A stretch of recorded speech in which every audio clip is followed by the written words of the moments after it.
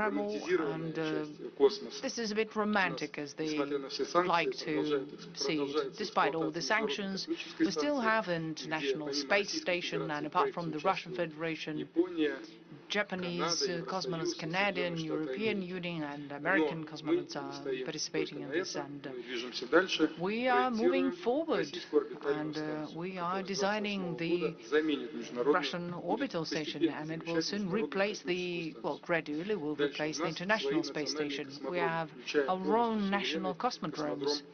For example, Vostochny Cosmodrome, fully independent, and we have 2 launch pads for Angara 5 and Soyuz, and we are working on the 3rd one for the project that Minister Mantrov has mentioned. This is a private investor. It's called STAT-1M, with a conversion for Topol, and it'll be used to take satellites to the orbit. And we are already designing the 4th launch pad for the flyback Amur rocket. So, as for the rockets themselves, we're talking about all classes, heavy, light, super light, but the world is developing, it's moving forward, so economic reality is not the challenge that we're faced with. Everyone is calculating how much it costs, 1 kilo payload, and what matters, what's important, what matters to us. We need to be ahead of everyone. For that, we need to resolve this issue related to the return of the 1st stage. And as for constellations, as you know, we have 24 vehicles with GLONASS system on board, and gradually we are improving all the characteristics and properties, and when we all have K2 modification of GLONASS, then accurate positioning will be available. It's going to be as accurate as 2 meters. And they have connection, they have communication, and we have 2 players here.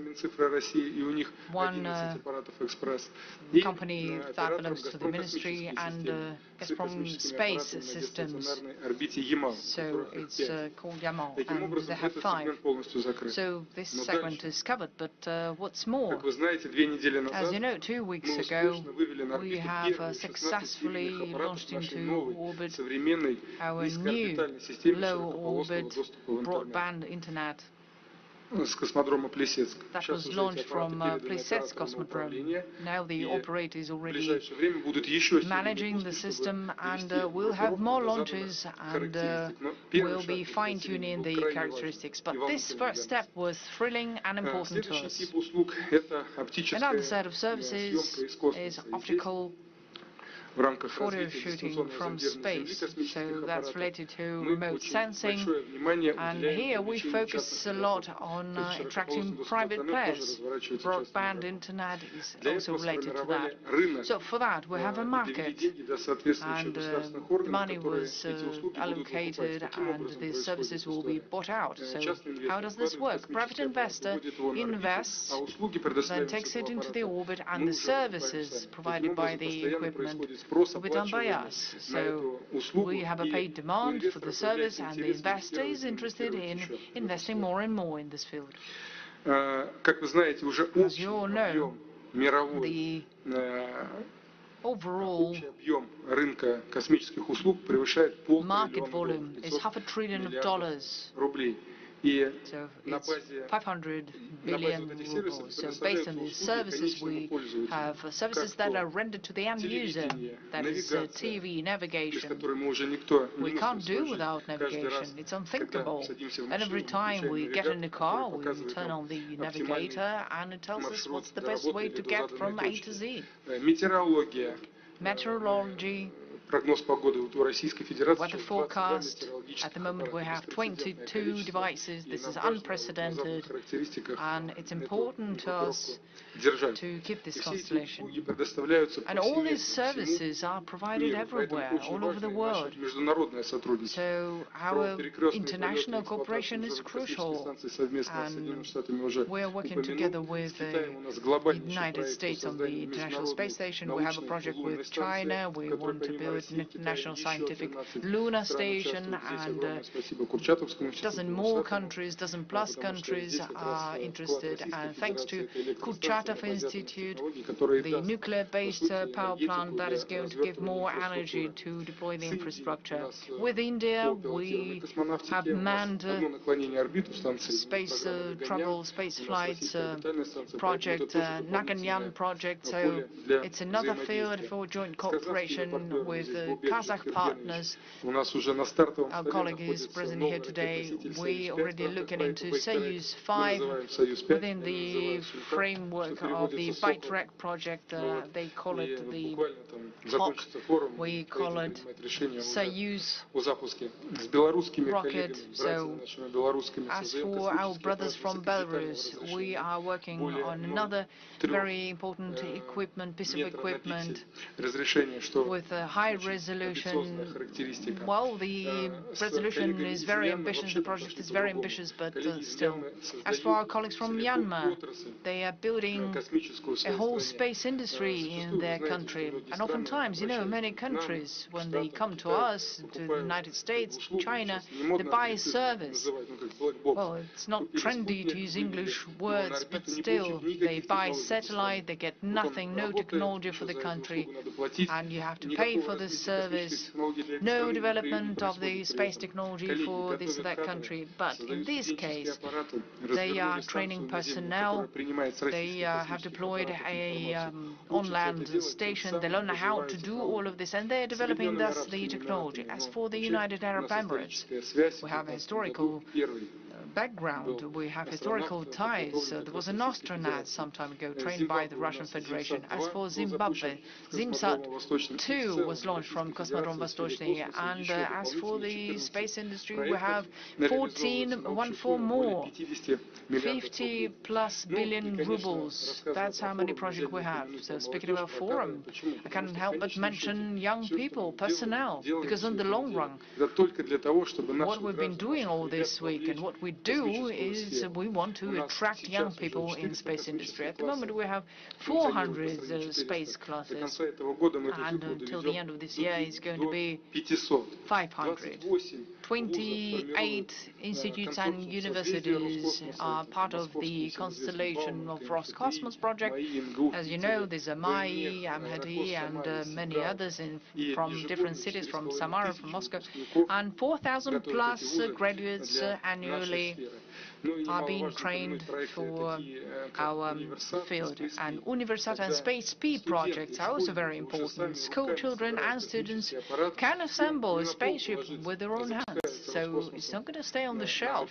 It'll be launched into the orbit, and from there services will be rendered. So this is really great, and it's great when such specialists come to work for this or that corporation. They are already prepared. They're ready to work on something more serious. So, very briefly, I try to take your question, and just like Minister Mantrov, congratulations on the upcoming Space Day, and welcome to the Space Week. I think this is a great event for all the cities, and everyone is aware of this news and are involved in this process. Thank you so much. Thank you, Dmitry. Thank you very much for your speech. You said that we have a project with Belarus. We have a joint project in space. And actually, speaking about Belarus, had we started naming the fields that we work in together, then our time wouldn't be enough. So the two countries that could join their forces in technology and science easily to explore the space. This is unbelievable. And here with us, we have Vladimir Karanik, chairman of the Presidium National Academy of Sciences of Belarus. So I have a question for you. What scientific challenges we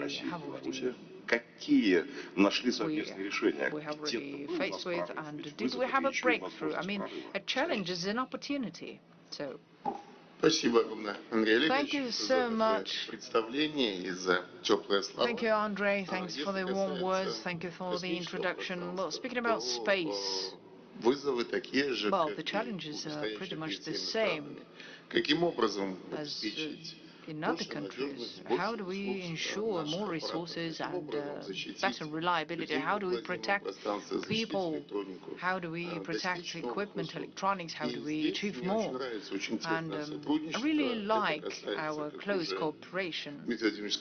As Dmitry has rightfully said, it's about remote sensing equipment, and we've accumulated more than 10 years of experience, and this new piece of equipment is going to be a success, I'm sure, because this relies on really good traditions that we have, and the results we saw in previous success stories. Another thing I'm happy about is that we are also part of this lunar program, because we have some developments as well. And we have some protection systems, so we have some experience in nuclear technology. So I really hope that, to a certain extent, just a bit, get us closer to the success when, for example, absolutely safely we'll be able to get to the moon, make the first step, and work there. Well, you can rely on my medical background. Space is very unnatural, different temperature, radiation, no air, and some people thought that it's impossible for a human being to be there. But 65 years ago, we saw that there was a human being who managed to overcome gravity and get there. So now it's a workplace for many people. But space has not become safer. So to me, I think we need to join forces and resources of all of the planet. So from technological standpoint, we are prepared to do much more. But mentally, we are prepared, perhaps, or not, to overcome our discrepancies, disagreements. But as for the Russian Federation, we managed to do that, and we have really great relationship with Roscosmos. And this allows us, as the country that doesn't have its own launch pad or launch vehicles, still participate in the space exploration, but really value that. And our interactions is something that allows us to find new common ground and deal with the new ambitious task that we're going to be dealing with together. Thank you, Mr. Karanik. Vladimir Karanik, chairman of the Presidium of the National Academy of Sciences of the brotherly Belarus. I'm just wondering, have you ever thought, no matter what happens in the world, whatever geopolitical situations, strife, wars, space, has been and remains a territory of open dialogue between countries, no matter what happens in the world. China is one of the leaders in the space industry now and demonstrates its commitment to the values of the peaceful, multipolar space and openness to a whole list of countries, including Russia, of course. And I would like to introduce to you the Deputy Director of China's National Space Administration, Mr. Bian Zhigang. The question for you is, what allows the space industry to overcome this international crisis that we are seeing right now?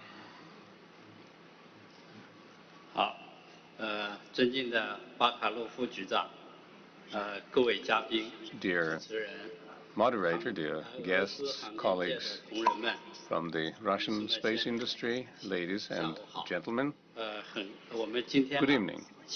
Today, we gathered in Moscow to, of course, jointly honor the memory of the great cosmonaut Yuri Gagarin and commemorate the historic moment of the 65th anniversary of the first human flight into space.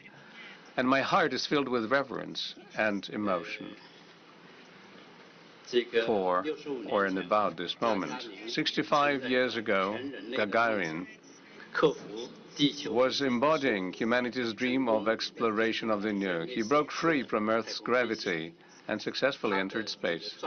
This feat not only wrote a glorious new page in the history of space development, but also ignited the enthusiasm of people worldwide and created an indestructible spiritual monument that allows us to develop the global space industry. I think this is unforgettable. And indeed, Gagarin was born last century, and until this day, we can say a lot of time has passed since that moment. I have been working for decades in the space industry, for over 30 years, and we are all standing on top of what he has done for us in the past, and we are developing what he has done. And now I'm certain that his feats of bravery will always be in our hearts. And now I want to answer your question and share with you my views on what is happening with the industries, what industry difficulties we need to overcome, and how to maintain cooperation.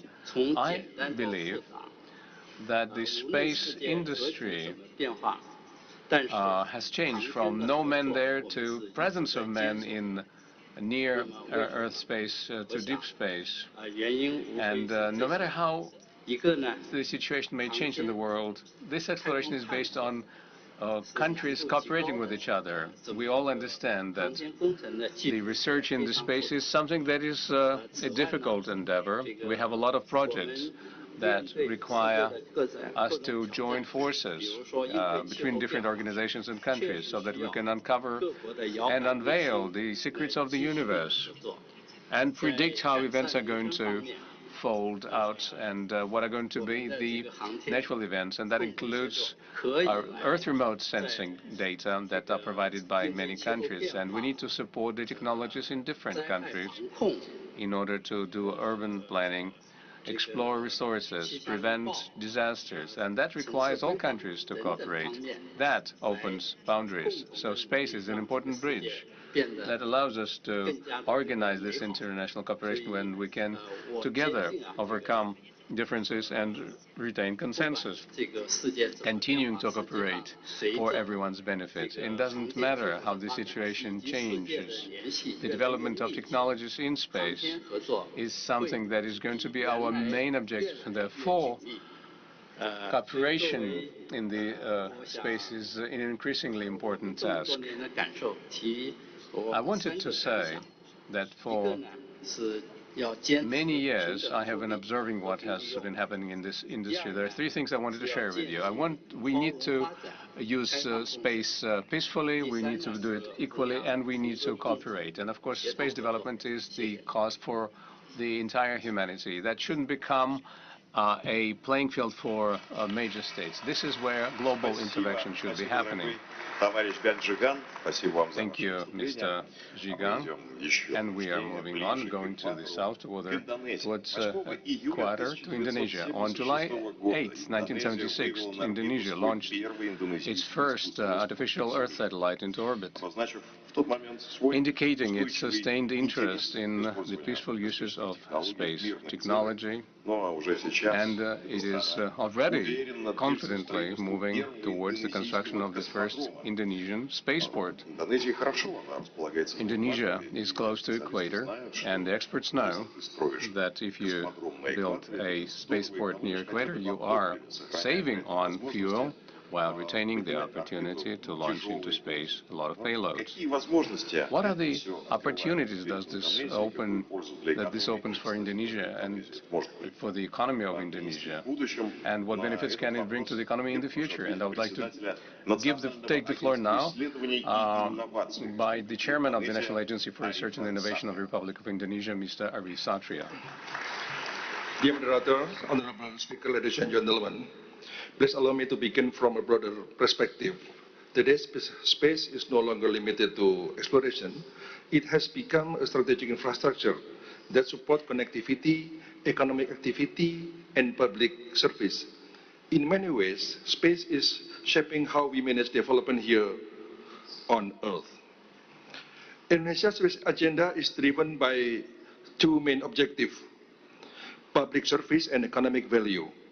As the world's largest archipelagic country, we rely on satellite technology to expand connectivity, supporting education, healthcare, transportation, and digital economy across the country. At the same time, space technology enables us to monitor forest fires, manage marine resources, including prevention of illegal fishing, and improve agricultural productivity. Ladies and gentlemen, Indonesia is now transitioning from a user of space technology into a builder of space economy ecosystem. Through the National Research and Innovation Agency, BRIN, and I'm the chairman of BRIN, we ensure a clear regulatory framework while facilitating innovation and investment. In the long term, we see the space sector as a driver of high-value industry and job creation. And in line with our national agenda and roadmap of research and innovation, space is positioned as a national strategy to promote downstream innovation and economic value creation. And then to strengthen research industry ecosystem and to develop high-value technology-driven sectors. Space is inherently global. Indonesia firmly believes that outer space must remain a domain for peaceful purposes, guided by principle of sustainability and mutual benefit. Indonesia is ready to actively participate in the global space ecosystem. Our equatorial location offers strategic advantages for launching, tracking, and strengthening space situational awareness. In cooperation with Roscosmos, BRIN is currently initiating the development of Bian spaceport for Soyuz launch vehicles. And we also extend this opportunity to other space launch providers, recognizing that launch capacity is a vital enabler for accelerating satellite constellation deployment. For example, BRIN has facilitated the Space Agency of India and China for their satellite launches and operations tracking. This year, Indonesia will operate Southeast Asia's largest optical observatory in Mount Timau, East Nusa Tenggara, eastern part of Indonesia, contributing to both scientific advancement and global space situational awareness. And in conclusions, Indonesia encourages an inclusive and responsible global space governance framework based on mutual respect, shared benefit, and peaceful use. Indonesia stands ready to work together with all partners to unlock the full potential of space for humanity. Thank you.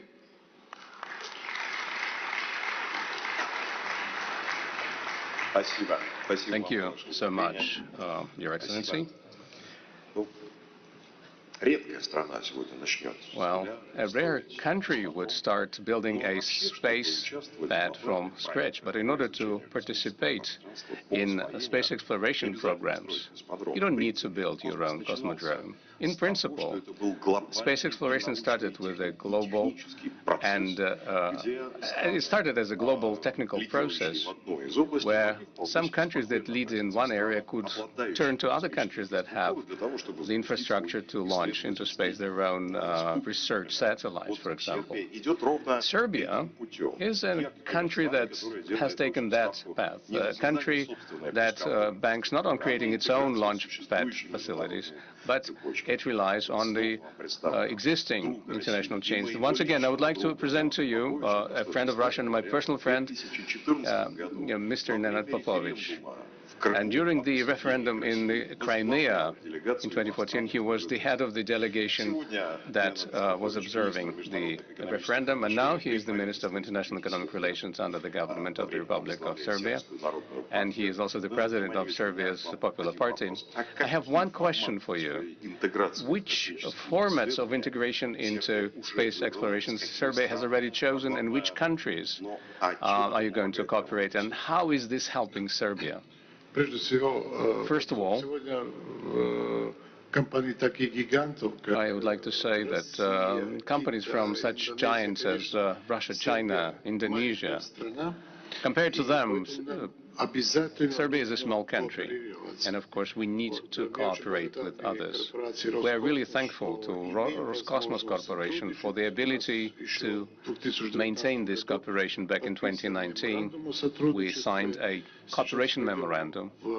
Now we are going to deepen our relations, and I'm confident that Mr. Bakanov and his colleagues are going to help us with that, and we will be able to become a part of projects that would be commensurate with our size and the abilities of our engineers. Integration is central to space exploration. We made a decision that we want to participate in state-of-the-art technologies. New technologies, AI, everything related to space. You can't move forward without that. By the way, we started cooperating with our Chinese colleagues. We met twice with my neighbor here at the podium, and it's very important for the future, because in addition to the large countries that already have access to the outer space, countries that do not have this ability can integrate with other countries. They can offer something that they can do. Serbia has its own proposition, the engineering potential of our engineers, mathematicians, scientists, researchers, and our scholars at our universities that are renowned for the good quality of education that they provide. And we serve as this nucleus of this education in Southern Europe, and together we can introduce innovations, AI, and everything that's related to new technologies. We can use that everywhere, including in the automotive industry, and the support of such large corporations as Roscosmos would be quite helpful, thanks to their knowledge. I would also like to say that the size of the population in the world is about 8 billion right now, and the rate of growth is such that we increase the population by 1 billion every 12 years. And humanity is approaching a moment where matters of economic development cannot be viewed within just one planet. Therefore, what Russia is doing, what China is doing, are quite important endeavor. That's important for the whole world. I think another key word that I need to bring up is new technologies, high technologies. Thank God,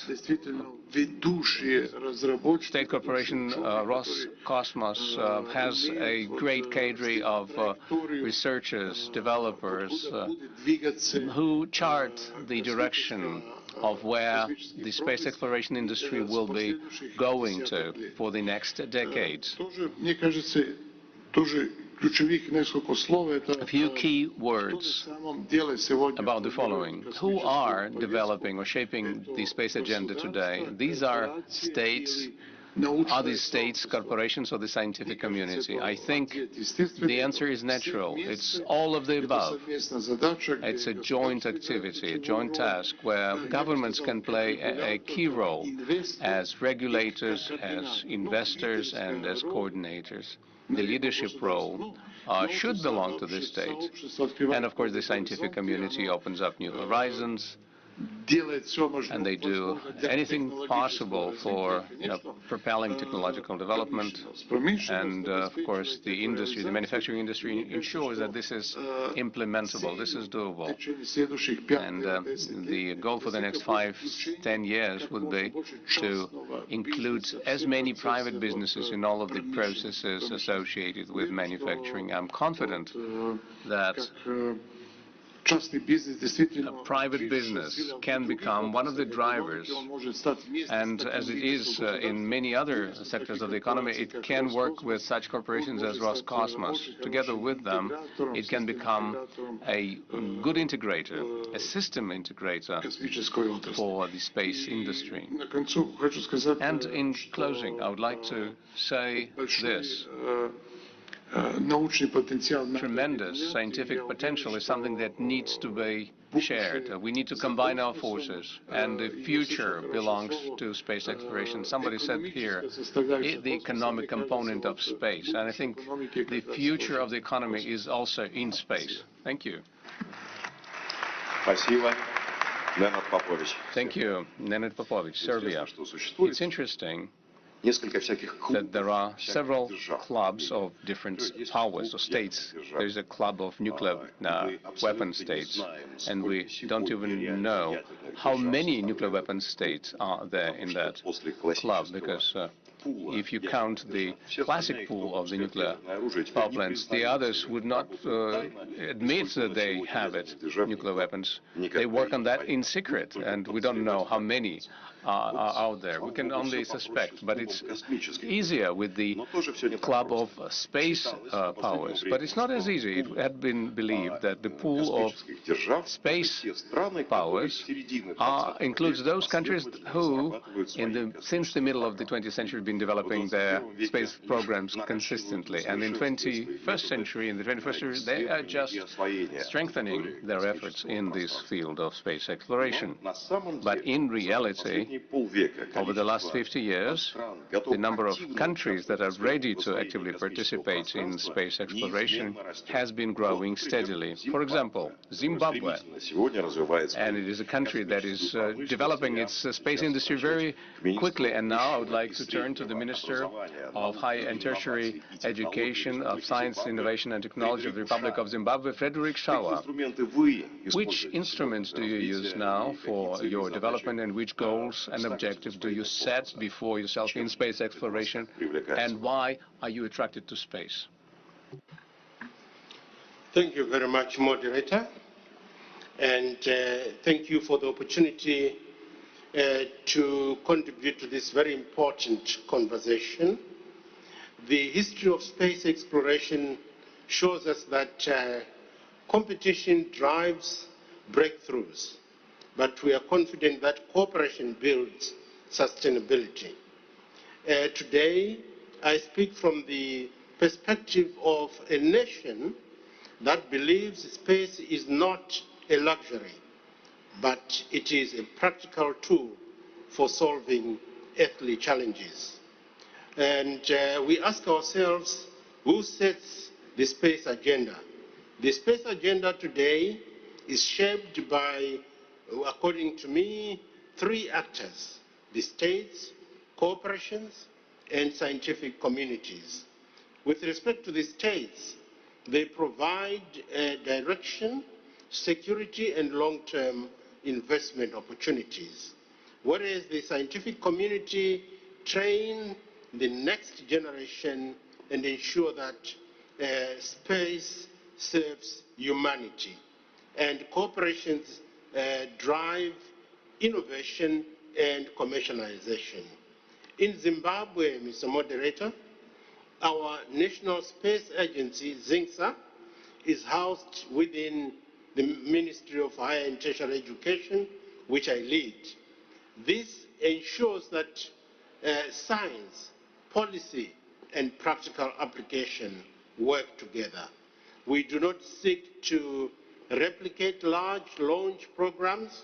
Instead, we focus on downstream applications and human capital development.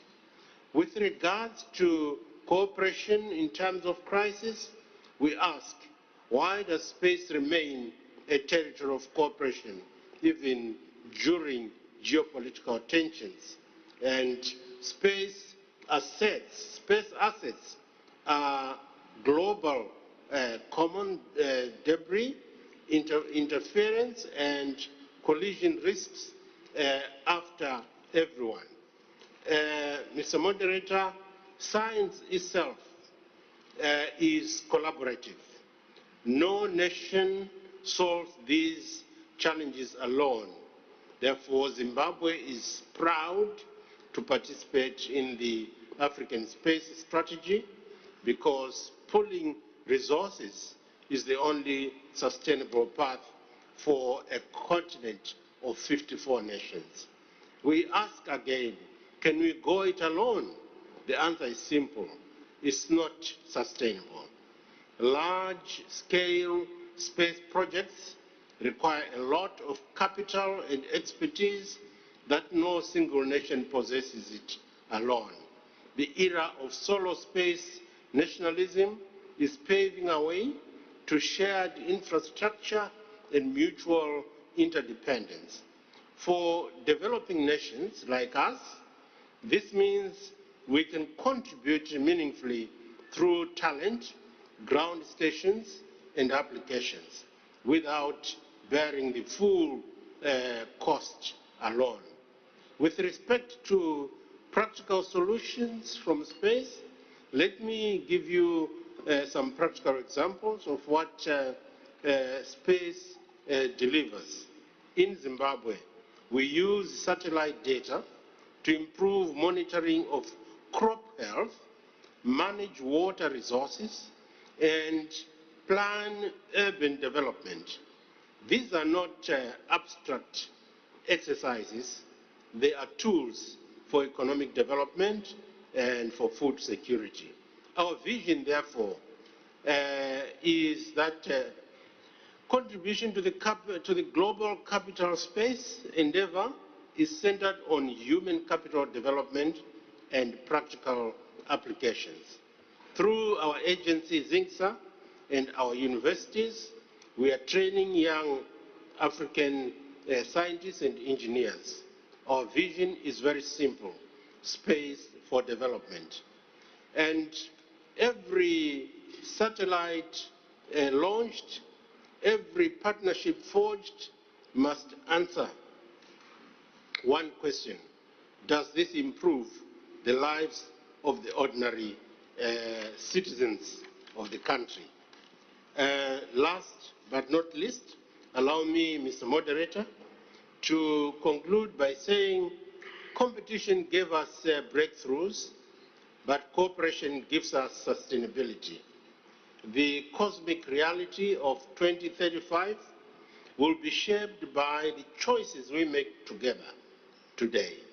Zimbabwe stands ready to be a responsible, a cooperative, and practical partner in that respect.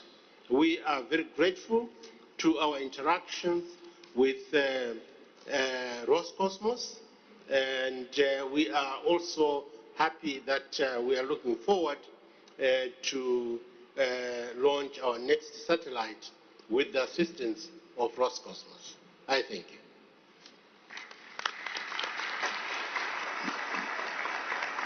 Спасибо вам за ваше выступление, господин Shawa. Thank you very much, Mr. Shawa. Together with Mr. Bakanov, just a couple of days before this event, we've been talking about this space romanticism related to the first space journey. Is it still there? Is it not? And Dmitry said, yes, it's still very romantic. There's a long line of young boys who wish to travel into space because this is so romantic. So a lot has been done for young people because young people want to be part of space. But exploration of space tells us that this romanticism is long gone, and today this is economic and geopolitical need to explore space. That countries that had nothing to do with space, at the same time confidently moving towards the stars. One of the countries is Myanmar, and Myanmar is confidently making its first steps as a space power, and they're also working with Roscosmos.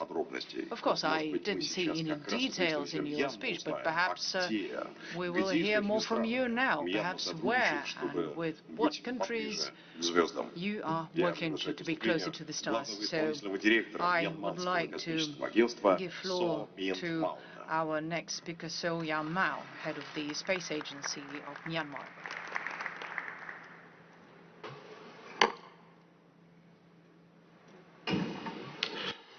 Thank you very much for being me to invite to the very remarkable events of this big ceremony in Russia. So as the moderator, Mr. Moderator said, our country is very starting point to the space journey. And before we are joining to the Roscosmos, we have no such opportunities, such space programs. But with the kind help of Roscosmos, not only in the commercial interests, the Roscosmos helps our country with giving very important guideline how to start, how to implement systematically to raise our space economy in our country. So now we are very deeply cooperating and collaborating with Russia via the Roscosmos. In addition, the Roscosmos, we are also joining with universities and academic institutes in Russia.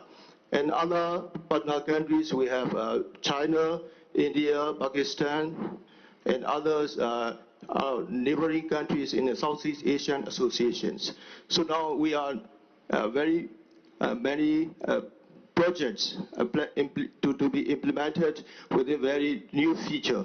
Let me say, let me give some examples. In our countries, we have very interested in developing our people's socio-economic well-beings because we have no background to advanced technologies. So that is the reason now we are studying for the well-beings of our people.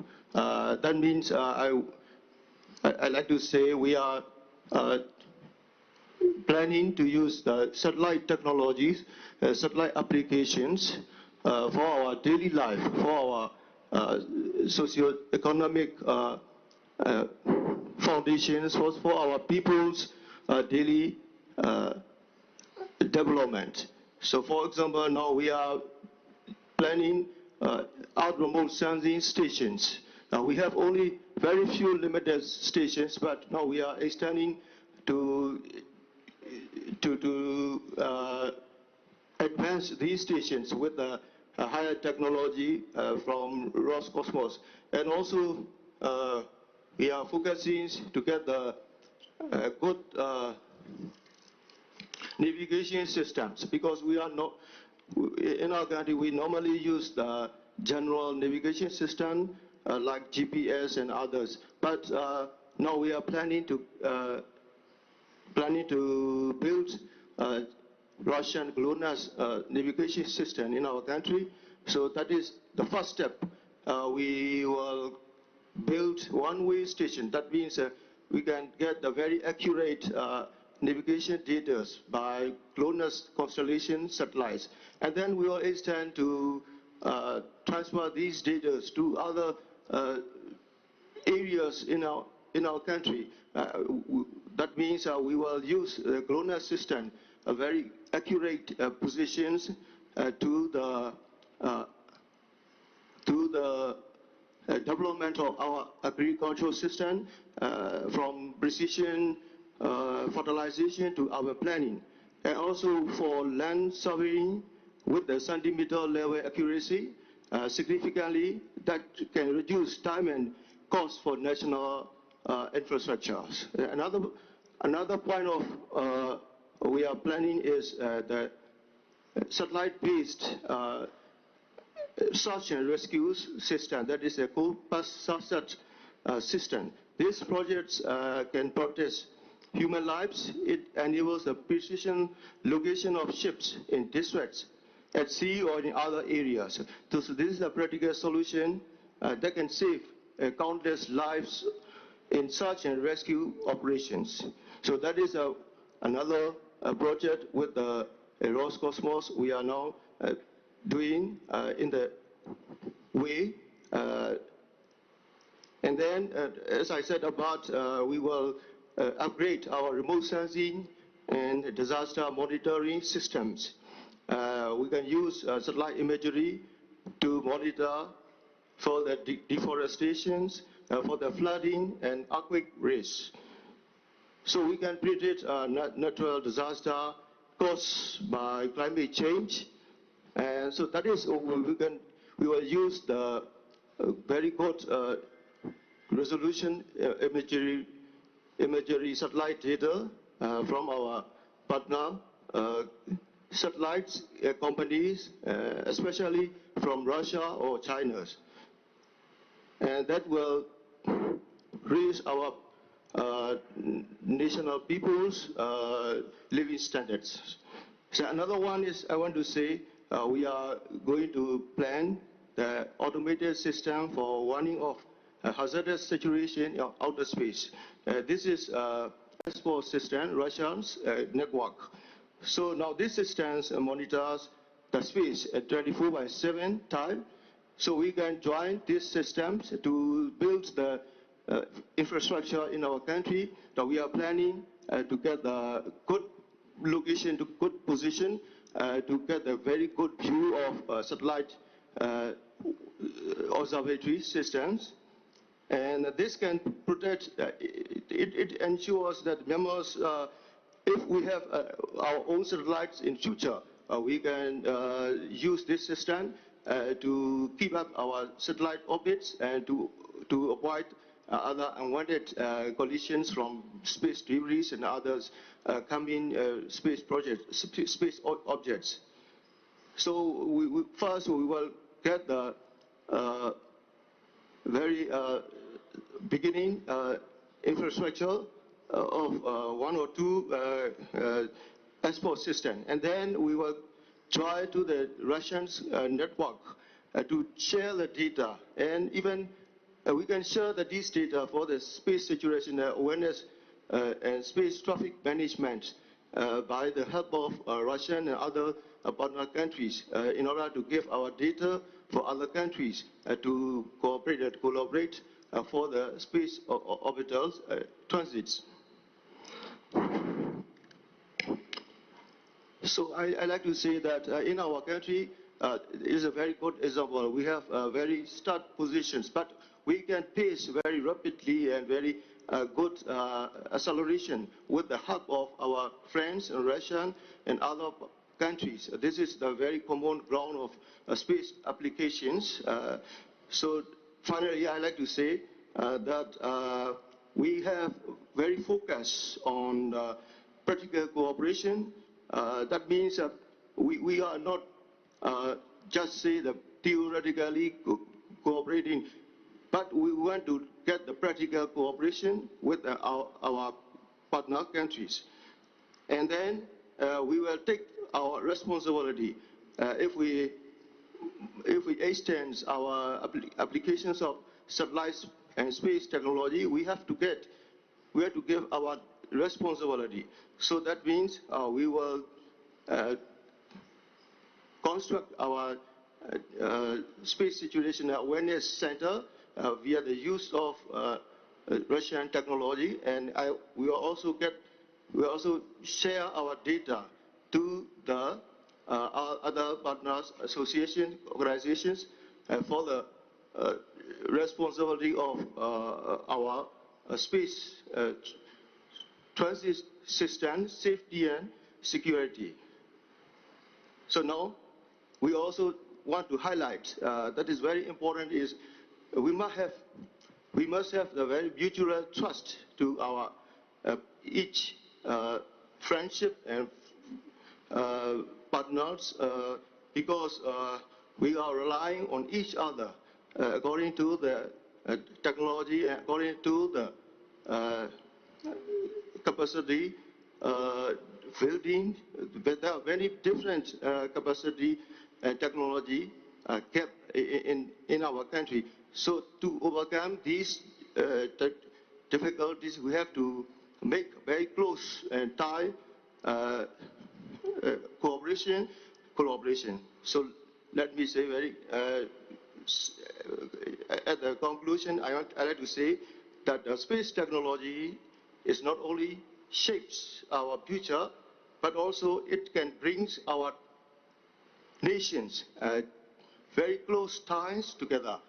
So that is our hope, and I think we will continue for the safer and for the better humanity of our world by using space for the peaceful purposes. Thank you.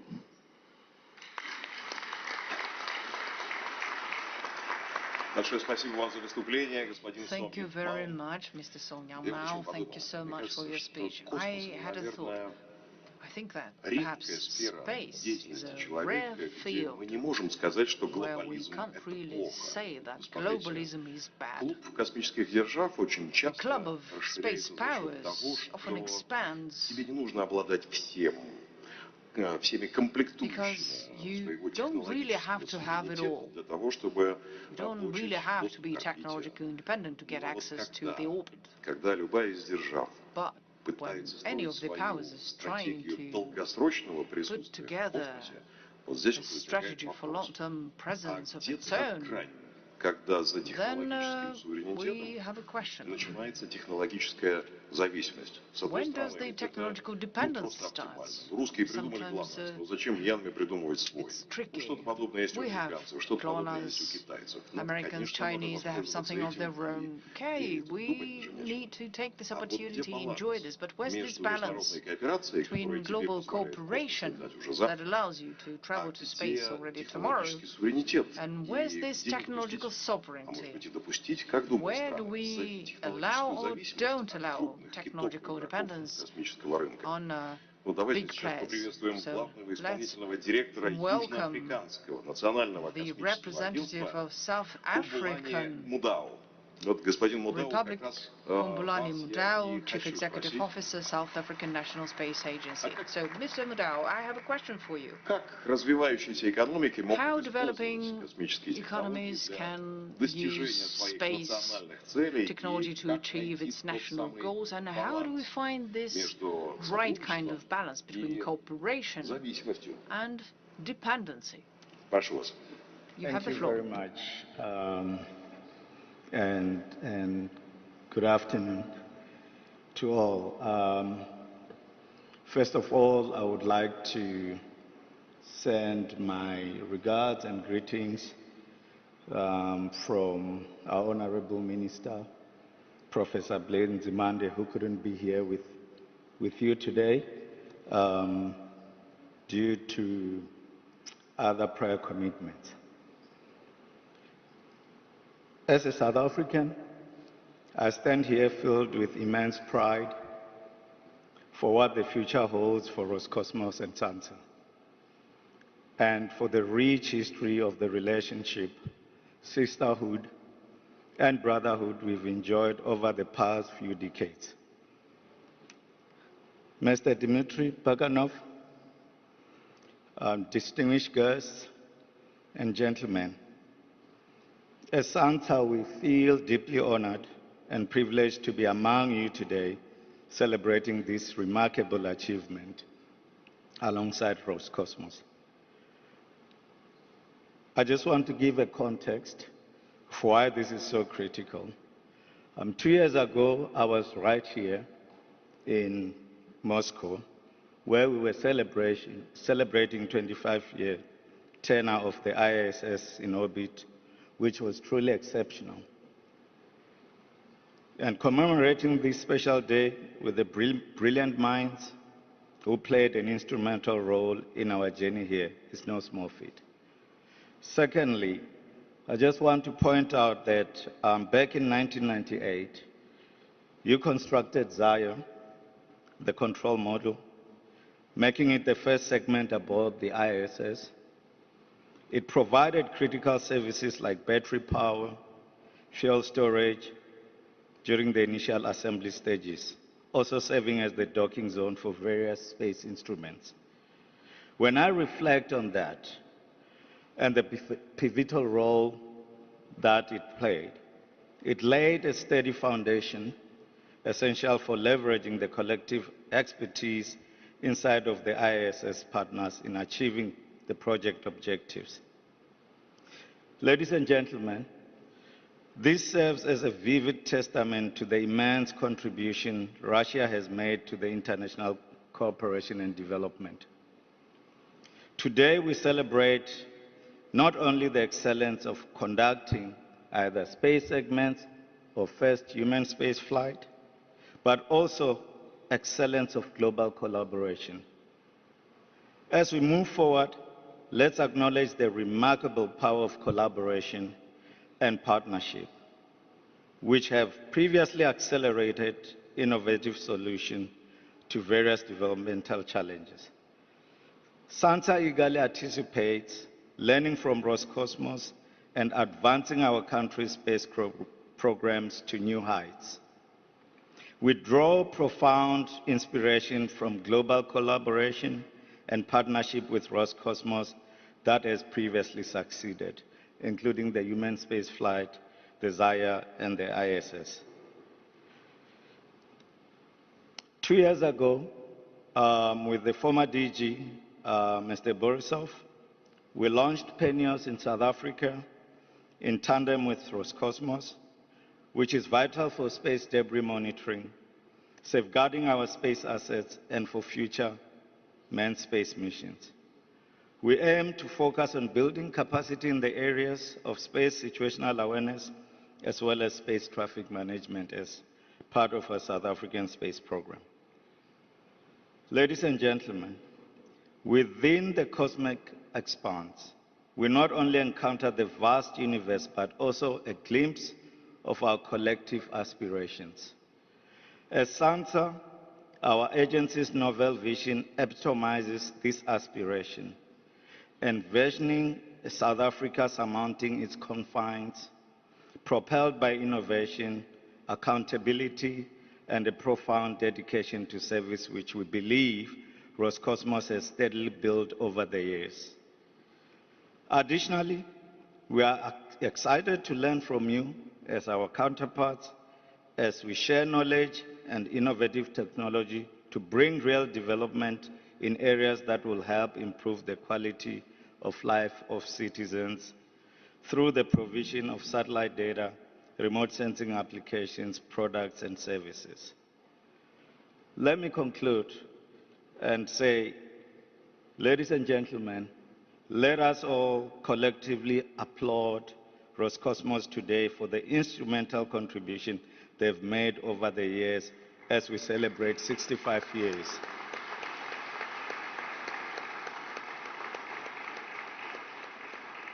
And furthermore, I encourage Roscosmos to continue leading in fostering international cooperation for the greater global good. I thank you.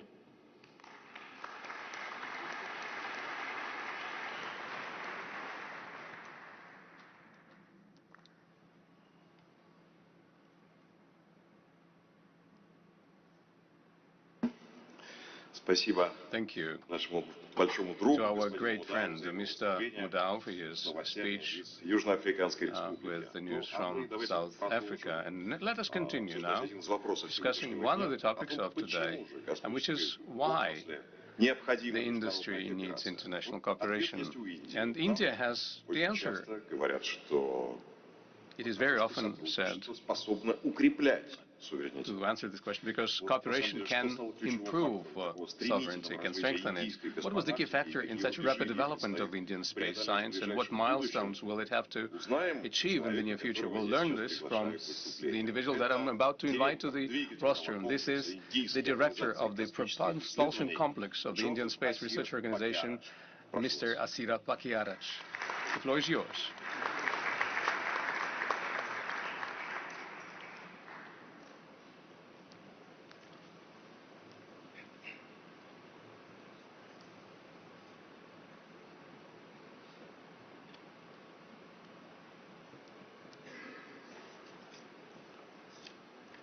Very good evening to all.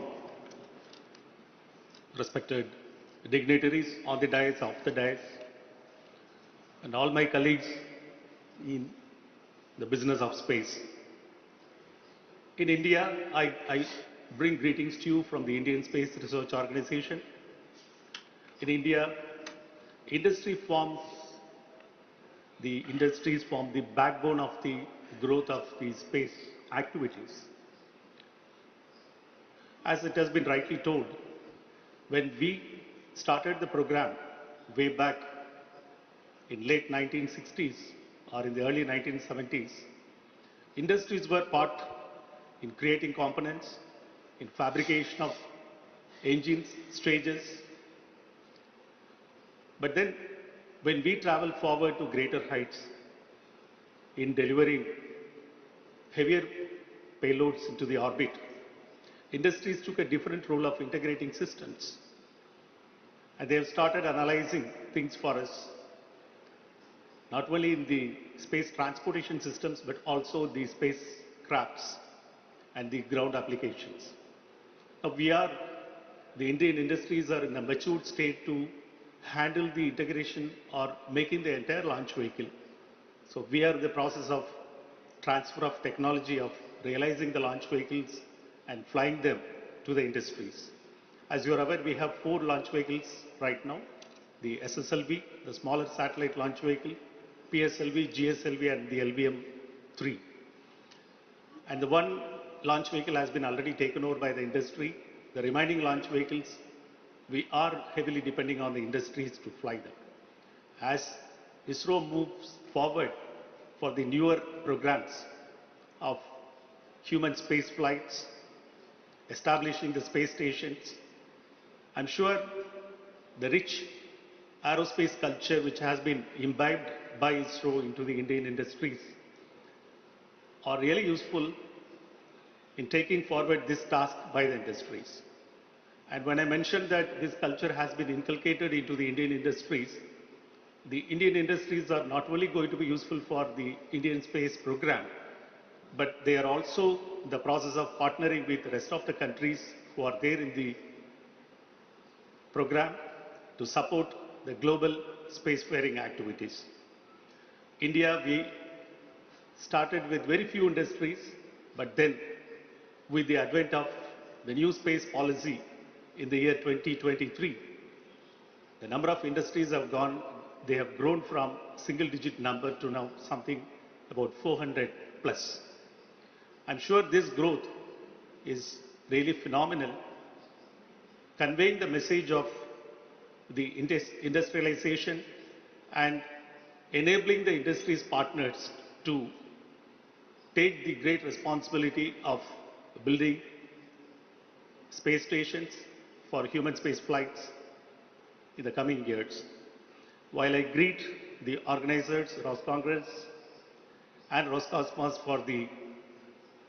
for commemorating the 65th anniversary of the space flight which has been taken by Yuri Gagarin, India also joins Russia and rest of the countries in greeting Russia for all the support which they have been extending for the growth of space program in India. Thank you.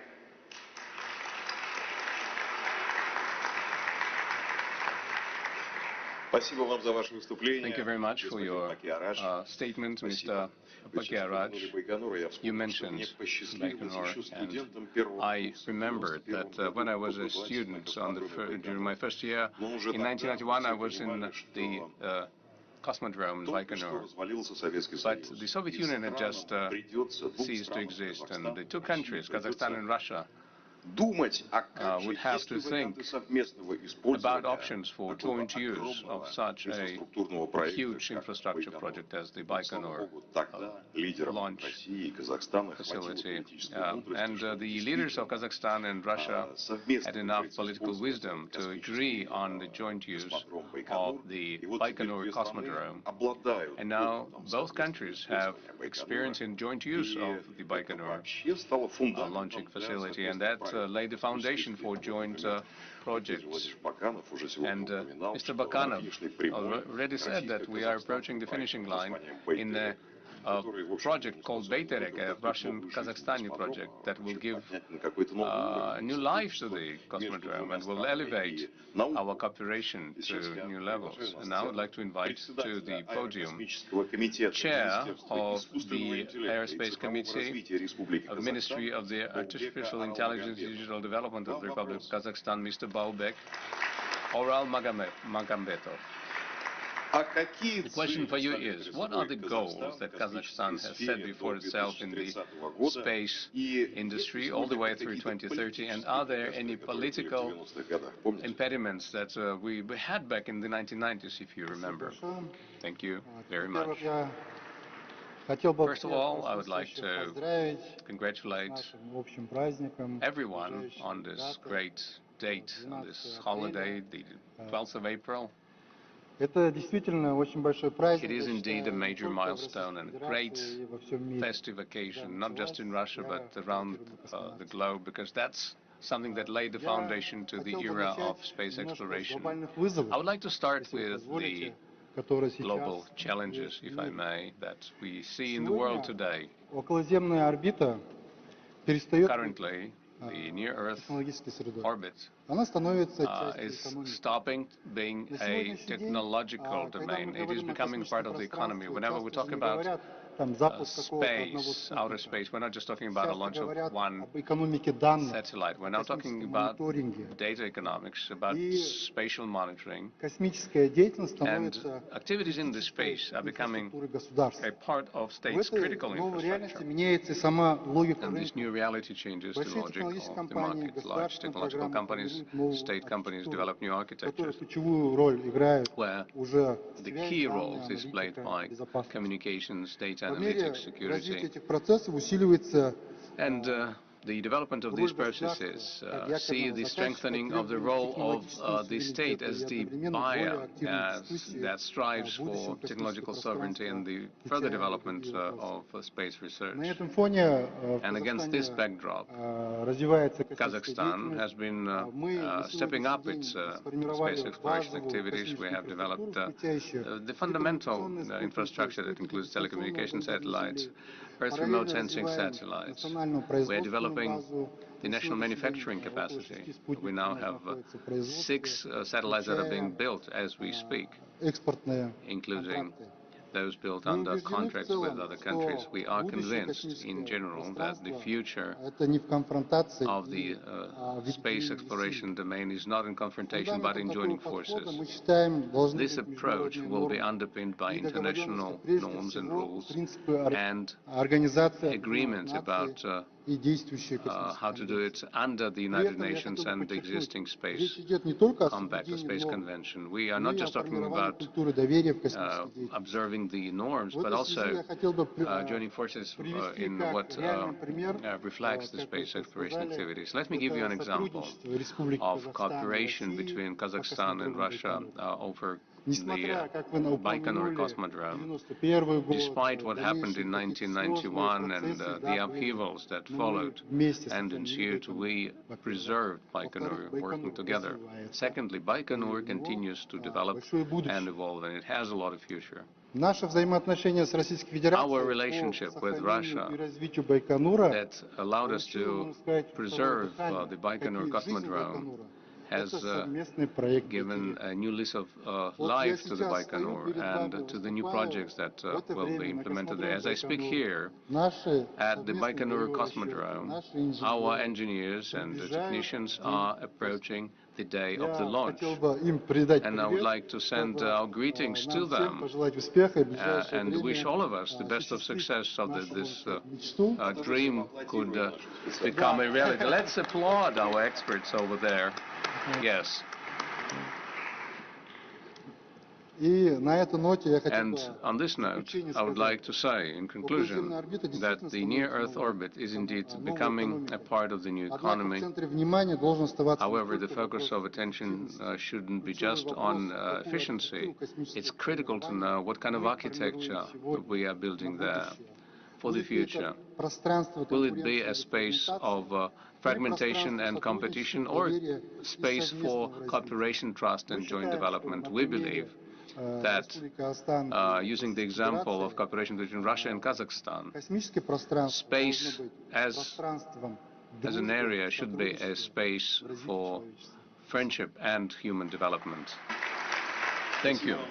Thank you very much for your speech. That was Baubek Oralmagambetov, Chairman of the Aerospace Committee, Ministry of Artificial Intelligence and Digital Development of Kazakhstan. Kazakhstan is a rare country that has its own Ministry of Artificial Intelligence. And to continue our conversation and about those platforms that exist now for international cooperation in outer space exploration, of course, an important role in creating platforms for such cooperation is played by the UN Office for Outer Space Affairs. And joining us today is the Deputy Director of the UN Office for Outer Space Affairs, Driss Hadani. Mr. Hadani, could you share with us why international cooperation in space isn't just something that's desirable but necessary?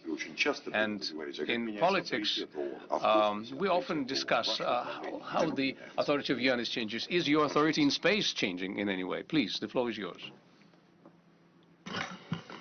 Thank you, Mr. Moderator. First of all, I would like to warmly congratulate the organizers of this forum, and in particular the Space Corporation Roscosmos, for convening this important initiative. Bringing together, I think, such a diverse and high-level group of participants reflects both the ambition and the relevance of this dialogue. As we gather here, we do so at a symbolic moment, marking the 65th anniversary of the historic flight of Yuri Gagarin, a milestone that not only transformed our understanding of space and of what is possible, but also, I think, continues to inspire generations around the world. I would like also to express my sincere appreciation for the invitation extended to the United Nations Office for Outer Space to contribute to this timely discussion. We meet today, as it was said in different interventions this afternoon, in a context of profound transformation. Space activities are expanding at an unprecedented pace. We are witnessing the emergence of new actors, new technologies, and new ambitions, ranging from large constellation to renewed efforts in lunar and deep exploration. At the same time, space has become an essential infrastructure for life on Earth, supporting climate monitoring, disaster response, connectivity, and economic development. This dual transformation of scale and of purpose creates both opportunities and challenges, and also responsibilities. It raises a fundamental question: how do we ensure that the rapid expansion of space activities remains sustainable, safe, and beneficial for all? From the perspective of the United Nations, The answer lies in the reinforcing a simple but a powerful principle. Space is shared domain, and its sustainability depends on collective stewardship. For more than 6 decades, the Committee on the Peaceful Uses of Outer Space, COPUS, has served as the central global platform where member states come together to discuss and shape the governance of space activities. Its strength lies in its inclusive and consensus-based nature, allowing countries, regardless of their level of space capability, to engage on an equal footing. In an increasingly complex international environment, this function is essential. It ensures continuity of dialogue, promote transparency, and support the development of common approaches to emerging challenges. In this context, the United Nations Office for Outer Space Affairs plays a key role as a convener and facilitator for international cooperation. Our role is to support member states in building bridges between regions, between level of developments, and between different perspectives, so that space remains a domain of peaceful use and shared benefit. At the same time, we must recognize that the space sector today is more diverse than ever. While governance remains firmly driven by government, it increasingly benefits from contributions of different stakeholders such as industry, academia, technical communities. Those expertise helps inform and support decision-making by the global governance system. Ensuring that these interactions are structured, transparent, and inclusive is essential to maintaining both legitimacy and effectiveness of global governance. So looking ahead, the challenges we face are inherently global. The sustainability of orbital environment, the coordination of increasingly complex operations, and the future of exploration beyond Earth orbit are not issues that can be addressed in isolation by 1 or 2 countries. They require cooperation, coordination, and shared sense of responsibility. In this regard, ongoing discussion within COPUS on topics such as the long-term sustainability of space activities, space traffic coordination, and emerging areas like lunar activities and space resources demonstrate that the international community has both the capacity and the willingness to work together. At the same time, we must ensure that benefits of space activities are accessible to all countries. Expanding access to space, building capacities, and supporting developing nations in integrating space solutions into their national strategies are essential components for a sustainable and inclusive space future. Because sustainability is not only about preserving the space environment, it's also about ensuring that all countries can participate in a benefit from space activities. So the discussion taking place today during this forum are therefore both timely and important.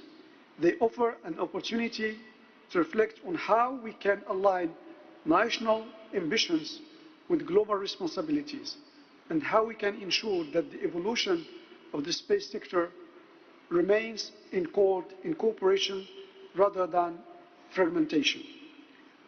So allow me to conclude with a simple reflection.